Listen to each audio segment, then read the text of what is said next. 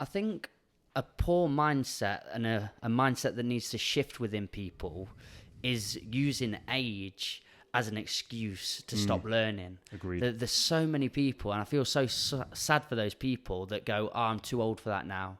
Oh, I would have loved to have done that, but I'm now this age." Well, science disproves that. Science, because the old science, the reason why that was science basically said that once you got to a certain age, your basically brain was fixed. That was it. Yeah. But all the science now has proven that your brain is completely pliable. You've got that neuroplasticity. Yeah. You can literally learn until the day you die. Yeah.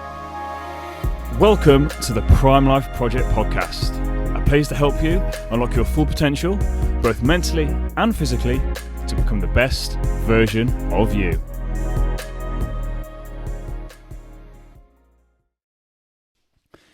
Welcome back to an episode of the Prime Life Project podcast, a place to help you both mentally and physically become the best version of you.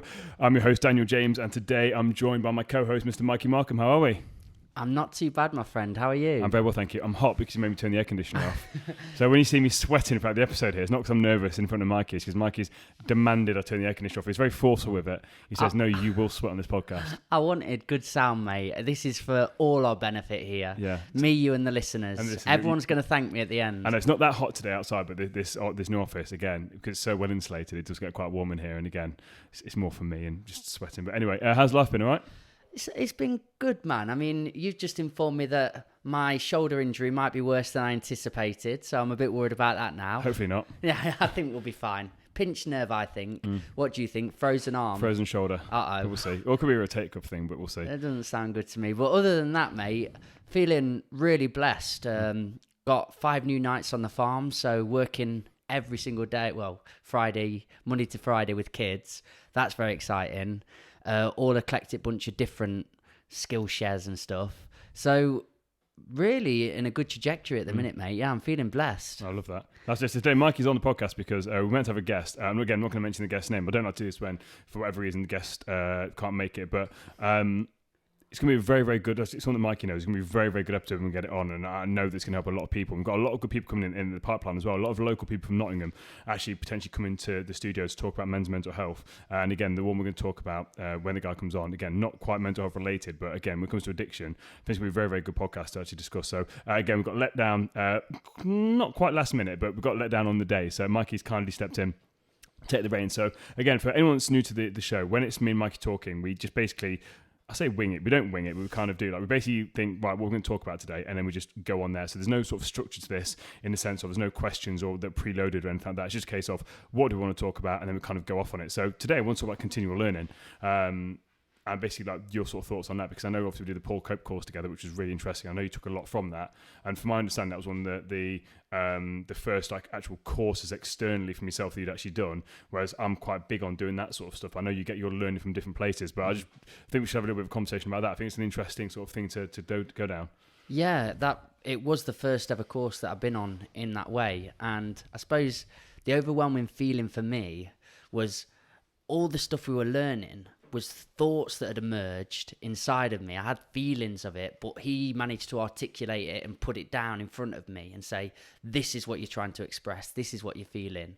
And that gave me this solid confidence surrounding it, if that makes sense. I felt an understanding that, when I have a gut instinct and a feeling of something, trust it. That was such an integral part of my development as a character from that course together. We all had our own different learnings, and it was like an emotional roller coaster, wasn't it? It's just epiphany central. But the big feeling for me was trust yourself, because a lot of what we'd implemented and been learning within the course was thoughts and theories and ideas that I'd just been playing with. So it helped me solidify them. Yeah. What about yourself? I know you'd had a lot of previous experience in courses and so on. Did it feel different to you? It did feel different in one sense. Like I said, I've done a lot of stuff like that before, because for me, the thing that stood out with that course is that I knew a lot of the stuff. So for me, I sort of said this before, because obviously there was you and Katie that were there. And for you guys, it'd have been different kind of thing for you. Whereas me, I knew a lot of the stuff. What it did was it really helped me connect some dots. Yeah. Because I kind of heard it, but not heard it how Paul sort of explained it. Yeah. But for me, like, I've done courses like that before, where it's a little bit deeper. Like the one that I sort of refer to quite regularly is where basically I sat in a room with 8 strangers, and you basically have to kind of pour your heart out and basically share your story from beginning to end. You're completely uninterrupted. You share your story, and then other people kind of rip it to pieces, because the words you're using to describe your story, you'll subconsciously be very negative towards yourself. And basically people are like, well, what do you think about this? And they're like, that doesn't even sound like you. So it's really, really bizarre. And again, there's a lot of tears in that, and it's very emotional. So for me, it's a very different kind of course. But I just love learning. I think it's something that we stopped doing. I think, like I said, I was on a course at the weekend, and I guess I haven't quite finished that yet. But the whole premise of that, basically, the woman sort of spoke about, and was sort of saying that us kids, we're so hungry for knowledge. Like, we just want to sort of understand this world around us. And then once we kind of get a job, that's it. Yeah. Like, we don't really want to progress anymore. We think we kind of know the world. But for me, that's such a warped way of seeing that, because like, you kind of can't complete life. Like, there's always things that you can learn and progress on. I think fundamentally, this is why with my clients, all my clients, when people sign up with me, they have to read a book called The Art of Being Brilliant, which I spoke about in my 4 books I recommend. And for me, it's not any reason that the fact that book's an incredible book. It's nothing to do with that. It's more kinds of, if you can get into the habit of reading 10 pages of a non-fiction book every single day, by the time you go to bed, you'll be a different person. You will have, by definition, grown as a person, because you will have learned something. So imagine doing that every single day. You're learning. So even if you had the worst day ever, you've had the worst day, your job's terrible, you've had an argument with your partner, whatever it is, then you're reading. You're reading a non-fiction book, which means you're then learning, and you're learning something you're passionate about. You then go to bed, and you cannot be the same person as when you woke up. Yes. You have to have grown. And that's the thing for me. Like, I know when I'm starting to feel a bit prickly, it's when I've stopped reading, which is why I don't know. I will now, I read twice a day. I read in the morning and I read in the evening. Because it means if I miss one, I've got the opportunity to do the other one. But every single day, 9 times out of 10, I'll read both morning and evening. Mine's the exact same, but it's for writing. If I've not been doing poetry, I can really feel it in myself, because I suppose if you stop learning, you stop curiosity. And if you stop curiosity, you stop this thrill for life, don't you? It's this feeling of, oh, I've got it all now. But recently I've deployed writing back into my lifestyle, and again, go on long walks, I put a beat on, and I start writing again. And when I get stuck for a word, I go online and look for words like, and then I go down all this diction. I'm finding new words and to add into my vocab. And like yourself, I like to add in games in my day. So if I do a podcast, I make sure I try and add in that word in the podcast and play with that. But it makes it exciting to be searching for moments where I can include it into my conversations and so on. So that's a small thing, what you just mentioned then. Yours is reading, mine is writing, where it's significantly different if we've not got it into our lives. And another thing, literally from last night, we run the club in Monday nights, Safe Space, and we had a band come over, and all these kids that attended had been playing drums for about probably 30 odd weeks now, maybe 40 weeks, but none of them wanted to get on the stage. They're all just so hesitant and resistant to get in there. And then as soon as one went up, that was it. It was a domino effect, and everyone started getting up, and they were jamming with actual musicians. So then they had a 20-minute jam, and then after that we've got a bassist there, a keyboard player, and a guitar player, and they've tried these new instruments, and a few of them just ran off to play football, and I watched the ones go that I thought, nah, you're not, you need to get involved. So I let them play for a few minutes. I said, right, Leo, come here, get on the guitar. He's like, no, I can't guitar. I said, no, just, you have a go, nobody's around, get involved. And he went, and he wouldn't stop. He was literally there on the guitar for hours, probably about an hour and a half. And then we all had this jam at the very end. Yeah. And I said, does anybody want to showcase in front of all your friends? And you know how much sort of courage being comfortable. That takes to get on the stage as well. And then he got on, and we watched a makeshift band, and they're all just playing together. And the look on the faces was priceless. It was that moment where I remember taking poetry and finding my passion and going on a stage, and that feeling of being so proud of yourself. And I got that last night for the first time in ages, where I saw the elation, the feeling of, look what I'm doing. And Leo didn't leave after for about an hour. He just stayed. His face was wide open. He was like, I can't believe what I've just done. But isn't that the thing though? Because most kids will never get that experience. This is what I like about what you're doing at the farm, because you're giving kids an opportunity to try something they would never have previously done. And I think this is the problem with adults. Like, they like to play things safe. Like, they don't like to have fun. Like I mentioned it before when I go into schools and stuff, I say, like, how many of you guys are doing things that you find fun and make you happy? Put the hand up. I'm like, don't ever stop doing that, because that's what makes adults miserable. Because right there, like, he's completely stepped out of his comfort zone. The problem is with adults, we love to be comfortable, but nothing happens when you're comfortable. Literally, I spoke about it in the Balance podcast. Like, if things are perfectly balanced, it means you're living a kind of mediocre life. If your life is completely, all the time, just absolutely perfect, then you're living a mediocre life. And I don't mean that to be disrespectful to anybody, but you're not pushing yourself, because to have things completely perfectly means you can't really be trying. You can't be.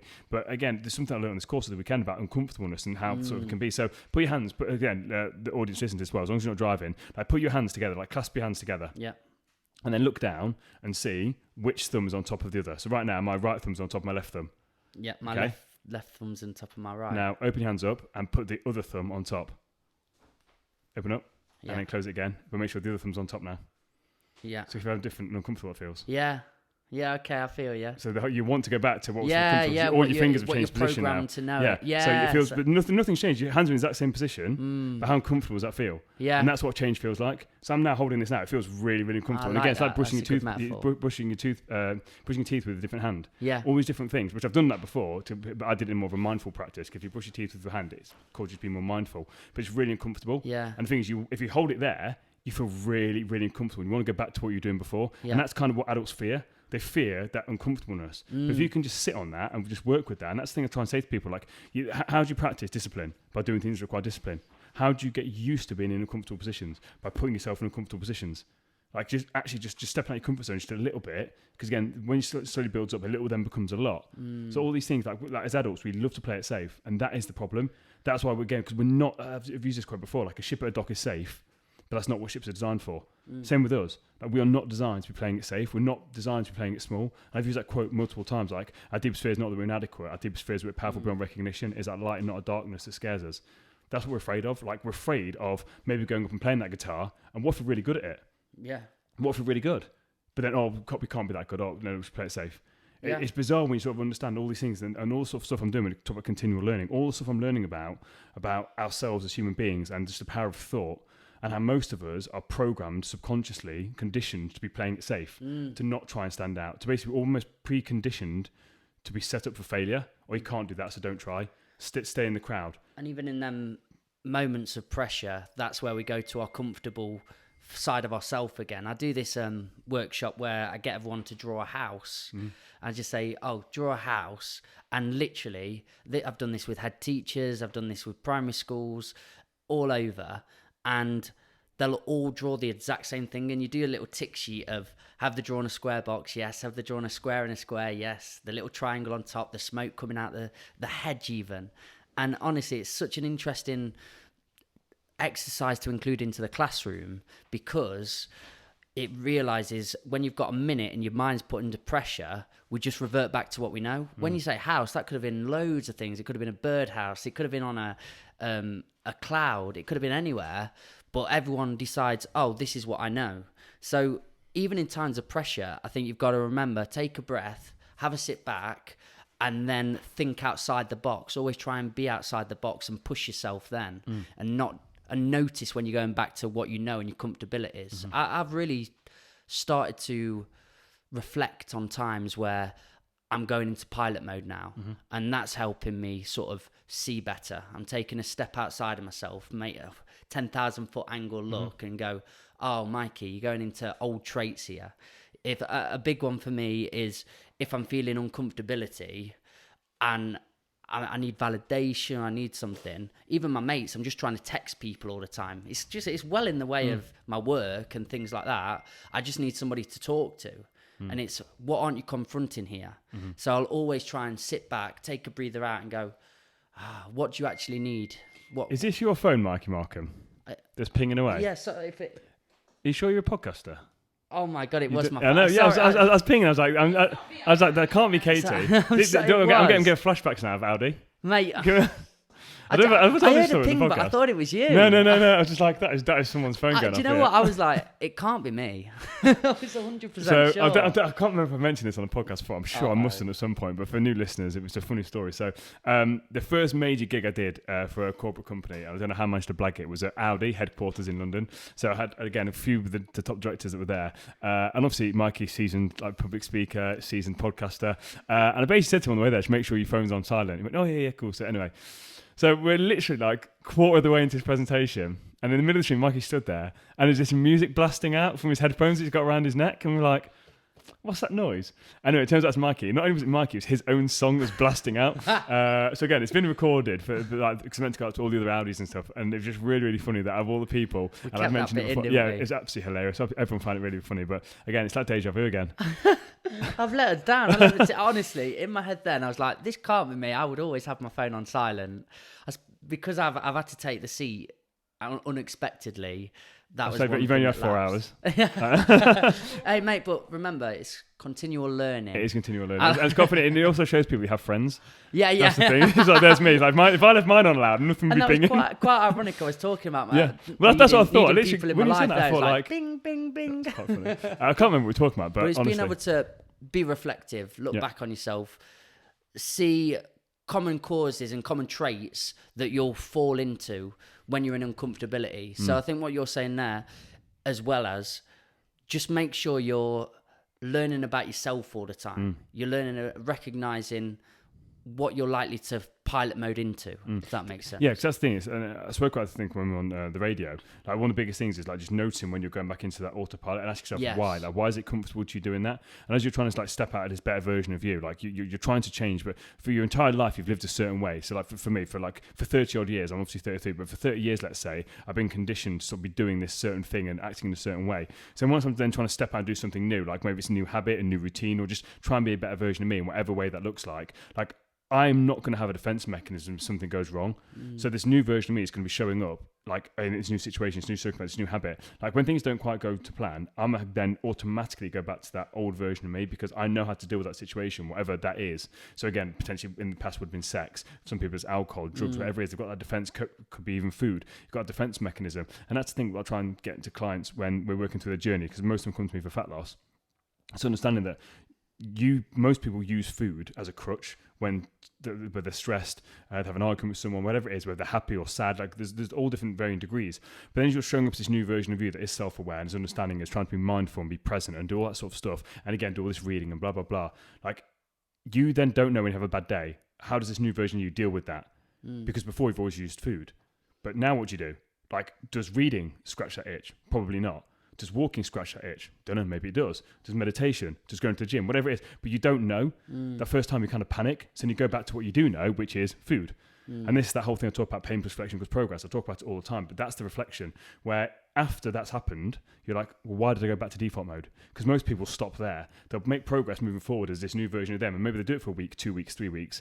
And then when something happens to derail them, because again, life isn't perfect, it's always changing, they then go back to this old version of them. They don't then know what to do. And this one, again, talk about continual learning. This is what it's like. This is the sort of the deep work with it. Having that difficult conversation with yourself. Why did I do this?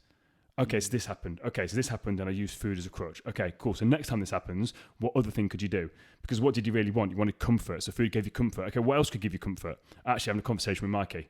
Cool. So then you're getting that same comfort, but you're now using it as using something constructive, having a conversation with someone to get that connection, rather than getting it from food, which is potentially in the situation destructive. Yeah. And that's the whole thing, that continuous learning. Like for me, I really struggle in my life now to connect and resonate with people that don't want to improve in some way, shape or form. Not saying they want to be millionaires forward. Just keep stepping forward. I don't, for me, especially when you make people aware of this, they can't really use ignorance as an excuse. So ignorance is just the lack of knowledge.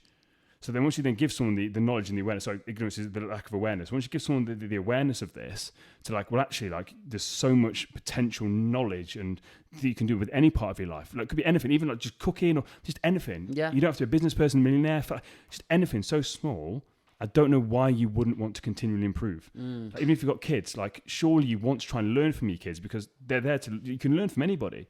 Yeah. And I feel like it's very egotistical to think that you can like I said, complete life and not want to learn. Because at school, just look how much we do learn at school, but it's stuff we're forced to learn and we don't enjoy. But then as adults, there's things that will tickle your fancy. There's things that you stop doing, whether it's Warhammer, whether it is computer games, football, beauty, makeup, computer design, whatever it is. There'll have been something that when you were younger, you absolutely loved, and you can then actually now, in your own time, go and enjoy it and actually learn and actually progress in whatever capacity that looks like. And even if you ever reach a level of mastery, the master always continues to find new approaches, new ways of freshening it up and constantly learning. What's that saying when you think, what's that saying where if you think you know everything, then You don't know know. anything? I think that you've literally nailed it. Is that what you're going to say there? I was going to ask for you then, is there anything of really random that you thought of going into the next phase of learning? Could it be a language, or have you got anything in your life that you'd quite like the idea of picking up? Well, my thing now is still trying to understand the mind and the subconscious. Yeah. Like, even to the point where now I'm looking at getting a mentor, like actually hiring a mentor to take me down that path a bit more. Like, once I've gone down this path, I can't not want to learn more. Like, it's not just for my clients, it's for myself as well. And this is my whole thing, my whole journey. Again, the whole reason I do this podcast is as I'm learning, once I understand it, I will then use things like the Rubik's Cube analogy. Yeah. Because it's how I articulate it. Again, I use that Mario analogy. Like, these things just pop out because just like I understand it. And I had a consultation with someone earlier on, and again, she was really struggling with mental health, and we had a chat, and she was like, I said, do you have any questions? And she went, absolutely none. Like, you've literally just explained to me perfectly. She's like, I don't understand how you've just done that. And that for me, like, means a lot. And again, when I go into schools, like, I've used this before, like, you've seen me do both. When I spoke in schools and when I spoke at Audi, again, in front of adults, top executives, did I not use the same presentation? Yeah. The exact same. Because if you can't explain to a kid, you can't explain to an adult. You don't understand it. And most yourself. adults need it explained on a simple level.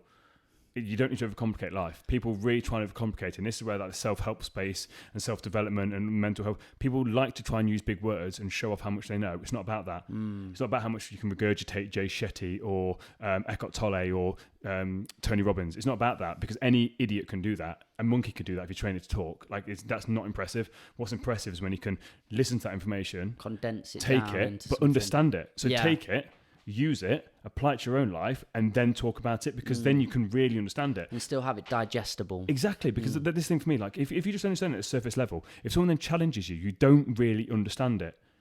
You don't. And this thing for me, I will talk to anybody about this stuff. I'm not claiming that I'm an expert by any means. There's people way out there. But I will talk to anybody because I understand it on a level. I won't understand it as much as them, but I actually have gone through the process and understand it, which is why I can relate to people. Because, like, I get it. Like, I don't just read a book and be like, oh, this is cool. Because if I read a book and it doesn't apply to me, or I can't relate to it, I don't need it, I won't pay attention to it. So me and you could read the same book and you'll take all this information, but for me, I will never use it and it's not relevant to me, it doesn't resonate with me. But that one bit that does resonate with me, I'll sit with it and I will then really digest it, and I'll then start to use it in my life. And then I can then start to talk about it. Does that make sense? Yeah. Like, I'm very selective about what I'm reading. So in terms of the continual learning, why do you feel your brain has always navigated to philosophical, psychological self-development? Why does it thrive so much in this field? Because I'm fucked. Yeah, really. Honestly, mate, genuinely, for me, it's like how your brain operates. You feel Well, say fucked. I use that really. That's I know clearly exactly a joking what word, you're but saying, like I'm a human an being existentialist that's struggling through life. Yeah. Like, I have my good days and I have my bad days. Most of the time, I have really good days, but I struggle. So my thing is, if I'm struggling and I'm very aware and I understand this stuff, I know that more people are struggling. So it's not necessarily I'm doing it for them. I'm doing it for me, but I am doing it because I want to know. And again, life isn't there to be completed. But once I go deep down this rabbit hole, I'm like, this information is out there and I'm reading it. I'm like, wow, I did not know this. I did not know this is because there's rules, there's natural laws of growth, there's natural laws of polarity, there's all these natural laws that we're not aware of. And once you sort of go down this rabbit hole and all this information's there, I'm like, wow. Like, I then start to apply it, and then I get a bit better, and my life gets better. And that's when, if I look at the trajectory of my life over the last 5-6 years, like, it's substantially better than it was. I'm so much more mentally aware. When I have bad days, I can snap out of them quicker. Like, when I wake up in the morning, I put on my suit of armor. So for me, my life has got so much better because I wanted to fix myself. Yeah. I was like, I say fix myself. I didn't need to fix myself. I needed to find myself, essentially. But I thought I needed fixing. That was the thing. I was like, I fucking hate this. And I've not sworn on a podcast for a while, but I did. I was like, I fucking hate this. I hate the fact I'm struggling. Like, life should not be this hard. Why is life this hard? So I didn't like that. So I've gone down this rabbit hole to be like, well, surely other people have struggled. How have they dealt with it? And that's what it is. So literally just seen that bought an ice bath outside. So I'm talking to my coaches about it, and they're like, "Oh, what's that for?" I'm like, they're basically saying, "Oh, it's not good for recovery." And it's like, I didn't buy it for that. I did it because it's for my mental health. Yeah. Because it's a step up from the cold showers. So that's the thing for me. It's like that helps me. Presumptuous gits. Yeah, exactly. but for me, it's like that's the thing for me where it's like all this sort of stuff. I'm so obsessed with it for myself because I can't remember where I heard it before, but someone I can't remember who it was basically said that when you die, let's just assume there is a God. His whole theory is, what if you meet the best version of you that you could have become? Like, and then you basically see what your life was, and you're like, wow, that's what I was meant to be. Like, I don't really want that. Yeah. That's why again I got that tattoo. You want to be that. I want to be that. Yeah. So for me, it's like I'm very aware that for 28 years I kind of existed. I'm almost trying to play catch up. And even now at 33 years old, am I where I think I should be? No. But I believe that all this stuff's happened for me to basically help me learn with the groundworks. So actually, once things do start to click into place, which they are starting to do, it will then catapult. I genuinely believe that. Like, I look at my brother. My brother's 8 years younger than me. My youngest brother's 8 years younger than me. He's just about to buy a house for a substantial amount of money. Like, I'm just looking at him like, wow. But that's not my journey. That's not my path.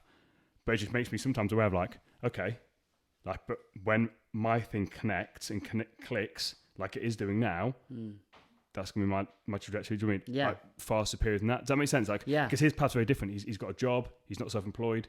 His sort of stuff's over there. My stuff is, for me, what I want to do is leave something behind. I had to fill this questionnaire earlier on for someone. It's like, well, like, what do you want to leave behind? I want to help change people's lives. Yeah. That means more to me than having a nice big house. That's obviously nice. I love that. Like, I love having a nice car. I want to have a nice big house. I want all these things. But what's more important to me is when people actually say to me, leave an imprint. I've had it this week, and this is not a joke, like Katie will vouch for this. I've had 3 people this last week that have really been struggling mentally. Really, really, really struggling. And every single one of them I've not spoke to for years, just said, I felt compelled to talk to you. I did not know who else to talk to, and you're the first person I was drawn to. And I've had that multiple times this week. Wow. And I'm just like, that is powerful that people are now starting to come to me when they're of that thing where they're feeling that desperation, and rather than doing something silly or stupid, they're talking to me. Beautiful. That for me means more than anything, because that's then saving lives. Yeah. That makes sense. That whole thing about not all superheroes wear capes. Can you see how much I'm sweating, by the way? Not all superheroes wear capes, but that thing for me, like, that's what I want to leave behind. That for me is so much more important, and I'm doing that because I'm sorting myself out. So a question transcends from that. When people start treating you in that manner and you feel on top of your game, how do you keep your ego in check for thinking, I've already got all the answers? I bet you've had that feeling before, haven't you? I know all this self-help stuff now. I know all this self-development talk. I've read the books. I don't see. I've never ever had that. Have you never had the feeling of... I did when I first started, but this was a long time ago, because in this game, especially mental health, self-help, you get knocked off very quickly. Yeah. Especially if you're talking to someone that's really struggling, you can't bullshit them because they know. I've had moments before where people are very early on their paths, and I'm looking over in this, I remember them days. And then subconsciously and unconsciously, you can end up putting yourself on top for a second, where you think, I've been there, done that, but you separate yourself in that way. I think that's very early on. It did. It would have happened. It would have happened early on, but I would have very quickly got knocked off my horse. Fair. But it's not something now where that happens. So because it's like, I know that I don't. What advice would you maybe give to somebody that does end up in that way? How do they clean check their egos? You don't know. You literally don't know anything. Yeah, just keep. Like, honestly, you don't know anything. And this is bizarre, especially when it comes to the mindset stuff. Like, you do not know anything. Yeah. Like, even the top of the top people will tell you. Tony Robbins, for example. Yeah. They will say to you, I don't know it all. So what makes you think that you've read a few self-help books and you've sorted your life out? Bearing in mind, we're all individuals. Yeah. So you've worked out your blueprint. Awesome. Well, my blueprint's different to your blueprint. The truth's very subjective, isn't it? Exactly. So for me to be like, oh yeah, Mikey, this is how you've got to do it. And this thing, I'm never telling anyone what to do because it's their life. What you're... So what you say? Yeah, you must meet people in the spiritual community that do. Yeah. And they've read a few books and they think, this is it now, and I'm going to go and share this and sell it as my own story, in essence. And that's what people do. But the thing is, it's like, you can obviously take inspiration from the people, but then you've got to kind of make it your own. Yeah. And the thing is that when you're giving this information to people, you're not saying this is going to help fix you or find yourself, whatever it is you're trying to push on them. You're just like, this is my experience, try this. So you're just saying try it, because it might fit and it might not. But that's the thing, you can't be forcing things down people's throats. I think sometimes in a space you can be like, oh, this is how you got to do it. This is how you got to. Like for me, for example, in meditation, I say meditation and journaling saved my life. Cool. Well, if people don't want to meditate, don't want to journal, I'm not going to force that upon them. There's other ways of doing it. I just know for me that helped massively, and they're both free things you can do. So why would I not start off with people by saying, here's 2 free things that you can do, and then obviously walking, so that's three things, and they are all free. So why would I not try and be like, have you tried these 3 free things? Because they are free. And if they're not interested in any of that, then cool. Then you start to, well, have you read this book, for example? And then you start to then guide them on this journey of all these different things they can do. But why would you be like, you've got to do this, you have to read this book, you have to do this? The only reason I get people to read The Art of Brilliant, again, I get people to read The Art of Being Brilliant, is because that book doesn't tell you anything, it just opens doors. Yeah. It's not a, this is how you do it, here's a few ideas floating around, whereas if you implement some of these, they're going to help you. Because then what it does is then expands them to be like, oh, I didn't know any of this sort of stuff. And then the follow-up question, because people are always like, oh, well, what book do you read after The Art of Being Brilliant? I'll say, what did you take from that book? Yeah, that's and I'm like, oh, I took this. Okay, well, maybe try reading this book. Or think about this book. Or here's 3 books, pick one that resonates with you. So then what they're doing is, oh, I really like that voice inside your head. Like, I'd love to know more about that. And taking them down their path. Exactly. Or I'd love to learn more about law of attraction. Okay, cool. Well, here's this book. Or habits. Okay, well, here's this book. Like, or we looked at this, but then it's then opening up to them. It's not saying, right, you read this book, and then you read this book, and you read this book, and this is what you've got to do, and you've got to meditate for this amount of time, you've got to do it. It's not about that. Obviously, if they're coming to me for fat loss, there are certain things you've got to do. When it comes to like just basically trying to really unpick yourself and figure yourself out, I can't figure you out. Only you can figure you out. All I can do is give you my advice on how I figured myself out and what I'm doing continually to help me. Like the poetry, for example. I did that when I needed it. Brilliant. Have I done poetry since? No. Because it's not something I feel compelled to do. Does that mean that I don't do it? No. Because I genuinely sometimes I just get the urge just to sort of do it. Yeah. But that's not my bag because I get annoyed writing. Yeah. Like just gratitude journaling and just journaling. I love journaling. But when it comes to the actual poetry side of things, because again, I know you're dyslexic as well, but I struggle with the word side of things. So then if I struggle with words, why would I then go do something that requires words? Does that make sense? I did that time when I struggled. And if I ever go back to that place again, I would use that because that's a great tool. That creative writing. Something to add to your toolbox, isn't it? Exactly. And that's the thing. But at no point have you been like, you got to do poetry. No. You've got to do it. Because like you're then trying to force it on me. And I'm thinking, well, no. That's the same thing with me. I don't force anyone to do anything. But if someone's never meditated, well, have you just tried it? I think that's the complex that people get into. They know what worked for them, so they found their saviour. Like poetry was my thing, and it comes from a loving place, really, because I felt so compelled. I need to push this upon people. You're like, this is such a great thing, and you forget that's just your journey. That's just your story. But you suggest it to people, though. Yes. Have you tried? Exactly that's what you said to me. You said to me, have you tried writing some poetry? Yeah. You didn't say you have to do it. You said you just basically sort of threw, have you tried it? No, I haven't. Well, this is how it helped me. And that's just a consciousness around language, isn't it? And how we sort of use that within because what you're saying is you're saying it like, for me, for example, like meditation. Like, oh, have you tried some meditation? Because for me, it really helped me with actually separating myself from that voice inside my head. So I gained awareness of what I was actually saying to myself. So I could just sit there and just observe my thoughts. Yeah. And that other person's like, well, I'm not really that bothered about that. Okay, well, clearly meditation is not going to be for you then. Like, what is it you're struggling with? Oh, I'm struggling with like, boom. Okay, cool. Well, actually, have you maybe tried this? So you're basically trying to find something that clicks and resonates because long term, this has to be something you're going to stick to. So when it comes to continual learning, it's constant because you're going to get different challenges in life. So just because you've had depression once, that doesn't mean the second time it comes around or the third time it comes again, it's going to look the same. So just because you've got this one way of dealing with something, this one collection of like armory and weapons, that doesn't mean those same weapons are going to work the second time. And again, I think that's where people get into that complacency trap of like, oh, well, I've got it all sussed out now. It's like, no. It's continually be learning. That's why, again, I'm always listening to people's stories and how they've dealt with it because you never know when something that's happened to somebody else could actually then resonate with you and then you can sort of pick out and use what they've learned, if that makes sense. It's why it's so good in the self-development is it's all subjective. There's no, this is the correct answer of doing it. It's trying different things out and it's that self-discovery, isn't it? It's all just a constant process. So I think for me, that I would like to challenge myself in a way that I can test myself. Very obviously, if I pick up a guitar, I can see and showcase weekly how that looks and how that changes. But in self-development, it's hard to tangibly look back at that and see how you're developing, isn't it? Because people don't, and that's the thing, people don't realise how good they're feeling. Yeah.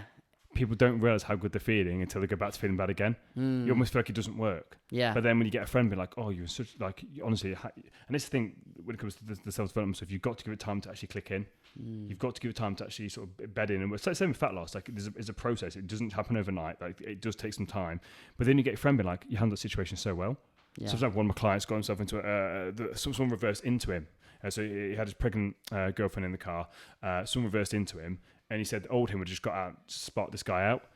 But then what would happen was something completely manageable. This guy's crashed into him, insurance details all sorted, would have ended up in him getting arrested, stressing his girlfriend out with his potential, with his baby on the way. I was like, for what? But he said, actually, in that situation, he stayed completely calm, handled the situation well, everything sorted, no drama. It's like that right there is the real growth. It's only upon reflection that he was like, I handled that situation so well. And then his girlfriend said, I've never seen you handle a situation like that. But up until that point, maybe he didn't think the thing was going. Like, for this example, I know for a fact that he knows how far he's come. But for example, let's say it's somebody else, they wouldn't have known how far they'd come until a situation like that arises. They handle it completely differently. They don't realize they've handled it completely differently. And then someone's like, what the hell was that? Like, that's completely different to how you normally handle it. Again, at work, someone says something and normally you snap off and go crazy and shout and rant. Okay, cool, yeah, no problem, I'll deal with that. But it's the things there, but you've got to go through the process, and it takes some time to actually embed in. Like we spoke about earlier on, like you've been doing things a certain way for so long, like these new principles you're trying and you're applying, and again, they're so subtle. Like when you're listening to things and you're either reading it or you're audibling it or whatever it is, or you're meditating, these things are so subtle that you don't notice it. It's just so subtle. Absolutely. It's like that thing where just when you get a colour gradient and you go from white and it's just different shades of white, and before you know it, it's like a blacky colour. And like, when did it go from white? At a certain point, you'll really notice the colour change. But for the first few times, we're just slowly changing the colour gradient. Like, you won't have a clue that it's changed from perfect white to just slightly less white. I think a poor mindset and a mindset that needs to shift within people is using age as an excuse to stop learning. Agreed. There's so many people, and I feel so sad for those people that go, oh, I'm too old for that now. Oh, I would have loved to have done that, but I'm now this age. Well, science disproves that. Science, because the old science, the reason why that was science basically said that once you got to a certain age, your basically brain was fixed. That was it. Yeah. But all the science now has proven that your brain is completely pliable. You've got that neuroplasticity. Yeah. You can literally learn until the day you die. Yeah. And why wouldn't you? And I think that's also why as you get older, people, like, again, I think it's a big thing when it comes to retirement age. Now, my dad's just retired, so hopefully this doesn't happen to him. But I think you notice a big difference when people retire and then they go from working the brain constantly. Dude, I watched my granddad do it in seconds. They stop. Yeah. And that's it. They've got nothing to challenge themselves, and their brain just literally just goes to putty because they're not challenging themselves. They're not like communicating, and it's like they've got no purpose. Got no purpose for a start as well. So it could be a big thing. It's like you told the engine driver in the brain stop, to just and that's it. And then everything just goes down. Stop putting fuel in. Exactly. So use it or lose it. So my thing is, it's like once you retire, it's like, well, now what are you going to do to challenge yourself each day? Like, what are you going to do? All you've been given is a lot more time. Yeah, you can fill it with a lot more things. Or when people are like, "Oh, I'm old." As soon as you start to say you're old, you then stop doing certain things. It's and a story you can tell yourself and you grow. I look at my grandma and her age, and look at some of her friends. I'm like, my grandma is so fit and active. Yeah. I look at some of her friends. I'm like, wow, you've told yourself this story that you like are old and you can't do anything. And literally just like that, you've become old and decrepit. Seeing it happen. It's like, wow. It's like, no. Like, yeah, it's like, it's just, again, because of like the power of words and the words that we use. But 100%, like, you can learn at any stage. And again, are you going to be compelled at 80 years old to be learning a new language? Not particularly, but there's things you can still do. You can still be reading. You can still be doing all these things. You can still go to new situations, like new social events and all this sort of stuff to just put yourself into a different situation, a different environment, so you can adapt rather than just being sat there by yourself alone, which again is why I think coronavirus was, drop the C-bomb, I have to edit that out. Why the situation in the last 2 years, why that's really messed people up a little bit. Yeah, because genuinely, like, they've been they've got nothing to do. They've sat there, and then what's going to happen? They're going to completely deteriorate, and it's such a scary thing to actually see. But you see it in the kids when you go into schools. I don't know if you've noticed it, but the kids aren't kids nowadays. Like, they've got this like glazed look over their eyes. I was talking to a guy that painted the rest of this over the weekend, and he was saying that his kid has really struggled.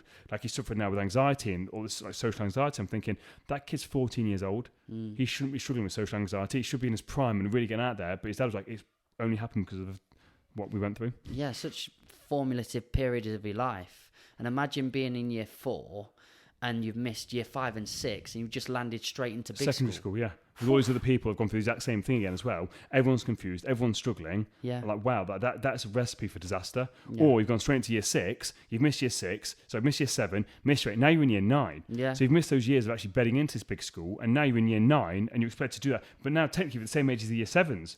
You're going through the same experience as the year 7, but you're in year 9. Absolutely bizarre. Or you're in year 9. You missed year 10, year 11. Now you're at college. So now you've gone from year 9 to college.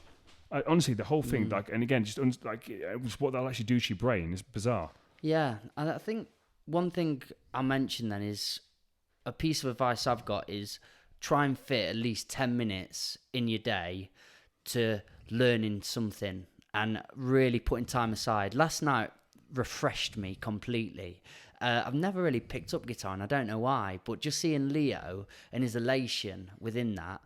And it was, a little bit of forced, come on, man, you're going over there. But how naturally just went with it. And I like that we've picked this conversation up today because it was something that had been fluttering around with me. So I'm going to make sure I put in 10 minutes aside each day for really just focusing on something brand new. So there we go. That's a good place to finish it. And anyone who's been watching this on Spotify and YouTube will have seen how sweaty I've got throughout this episode. I'm not impressed. Mate, I've actually... I am not impressed at all, Mr. Markham. I've been in with you. So you're sweating as well? I told you. You've got a hat on. I'm literally just sweating. Where can people find out more information about you? I was trying to keep it cool. I'm Rhythmical Mike on the Old Farm bus. Awesome. And then don't forget Daniel_James_Fitness. If you took any... That is my, is that my Instagram? Yes, it is. Don't forget to take any value from today's episode. Don't forget to like and share it with a friend. Love you guys. Take it easy.